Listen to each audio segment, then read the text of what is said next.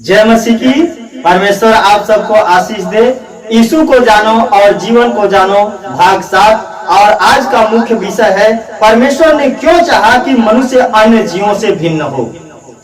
प्यारे दोस्तों, हम जब देखते हैं वचन को, जब हम पढ़ते हैं उत्पत्ति का किताब, जब 1 अध्याय को जब हम पढ़ते हैं और 2 अध्याय को जब हम पढ़ते हैं, तो हमें इस बात का पता चलता है कि परमेश्वर ने आकाश को बनाया, पृथ्वी को बनाया, जल जंतु को बनाया, उड़ने वाले जंतु को बनाया, रेंगने वाले जंतु को बनाया, और परमेश्वर ने वन पशु को बनाया, घरेलू पशु को बनाया, सबको परमेश्वर ने बनाया।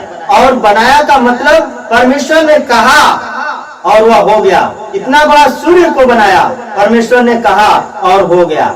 परमेश्वर ने मुख से अपने बोला और वह हो गया। लेकिन मनुष्य को एक अद्भुत रीति से परमेश्वर ने बनाया, परमेश्वर ने रचा। क्या कारण था, किस प्रकार से परमेश्वर ने मनुष्य को बनाया, मनुष्य की सृष्टि की। जब हम पढ़ते हैं इसके बारे में, हम जब देखते हैं, वचन जब पढ़ते हैं तो हमें मालूम चलता है। जब हम परमेश्वर का वचन उत्पत्ति का किताब को जब हम पढ़ते हैं तो वहां पर हम इस प्रकार से पढ़ते हैं कि तब परमेश्वर ने भूमि की मिट्टी को सान करके एक मनुष्य को बनाया और वह उसके नथनों में जीवन का सांस फूंक दिया और वह आदम जीवित प्राणी बन गया। और जब हम इसके बारे में देखते हैं तो परमेश्वर अपने हाथ से मिट्टी को सानता है और उस आदम को बनाता है। यह क्यों बनाया? अद्भुत रीति से परमेश्वर ने मनुष्य को क्यों बनाता है, इसके लिए क्या कारण है, क्या रीजन है, तो आज 4 विषय पर हम मनन करेंगे। जैसे परमेश्वर भिन्न है, वैसे मनुष्य भी भिन्न होकर के परमेश्वर ने चाहा। परमेश्वर सबसे भिन्न है, अलग है। यह परमेश्वर की योजना थी, परमेश्वर की यह इच्छा थी कि मनुष्य भी सब जीवों से, सारे वस्तुओं से मनुष्य भिन्न हो, अलग हो। इसलिए परमेश्वर ने मनुष्य को भिन्न यानी सबसे अलग करके परमेश्वर ने बनाया। नंबर 2, परमेश्वर ने मनुष्य को अन्य जीवन से विवेक पूर्ण बनाया। अन्य जीवों में से जितने भी पृथ्वी पर जीव, जल में जीव, उड़ने वाले जीव जंतु हैं, सब जीवों से परमेश्वर ने मनुष्य को विवेक पूर्ण बुद्धिमान परमेश्वर ने बनाया है। उसको परमेश्वर ने बुद्धि दी है, मनुष्य को परमेश्वर ने बुद्धि दी है, आत्मा दी है। और नंबर 3, परमेश्वर अपने आप को, स्वभाव को और अपनी इच्छा को मनुष्य के द्वारा इस पृथ्वी पर फैलाना चाहता है। परमेश्वर की यह इच्छा थी कि हम अपने स्वभाव को, अपने गुणों को, अपने विचार को, अपनी सोच को हम संपूर्ण पृथ्वी पर फैलाएं। यह परमेश्वर की इच्छा थी, परमेश्वर की योजना थी। इसलिए परमेश्वर ने मनुष्य को भिन्न करके रखा, भिन्न करके बनाया और अलग करके बनाया। अपनी समानता, 1 अध्याय उत्पत्ति 1 अध्याय और 27 पद में लिखा है कि तब परमेश्वर ने मनुष्य को अपनी समानता और अपने स्वरूप के अनुसार उत्पन्न किया। परमेश्वर ने मनुष्य को अपने स्वरूप और अपनी समानता के अनुसार इसीलिए उत्पन्न किया कि मनुष्य के द्वारा पृथ्वी पर हम अपनी इच्छा को प्रकट कर सकें। अपने सोच, हमारी सोच मनुष्य के द्वारा पृथ्वी पर पूरी हो। हमारा समझ, हमारा विचार, हमारी इच्छा मनुष्य के जीवन के द्वारा इस पृथ्वी पर पूरी हो।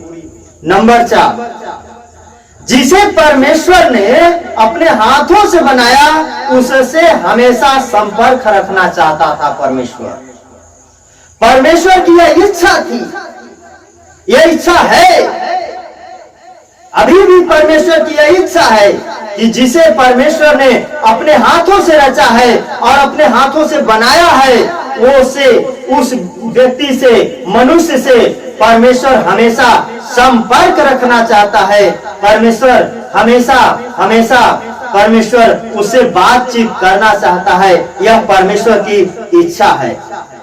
मनुष्य को रचने से परमेश्वर की विशेष उद्देश्य है, एक बहुत बड़ा उद्देश्य है।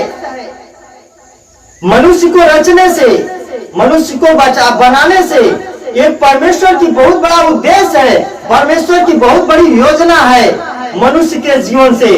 परमेश्वर का वो योजना को पूरा करने के लिए, उस योजना को प्रकट करने के लिए परमेश्वर ने मनुष्य को भिन्न करके, अलग करके बनाया है।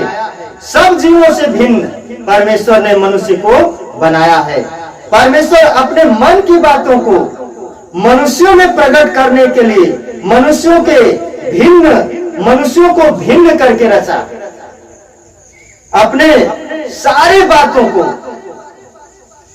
परमेश्वर का जो गुप्त ज्ञान है वह मनुष्य को देने के लिए परमेश्वर ने मनुष्य को भिन्न करके बनाया है, रचा है।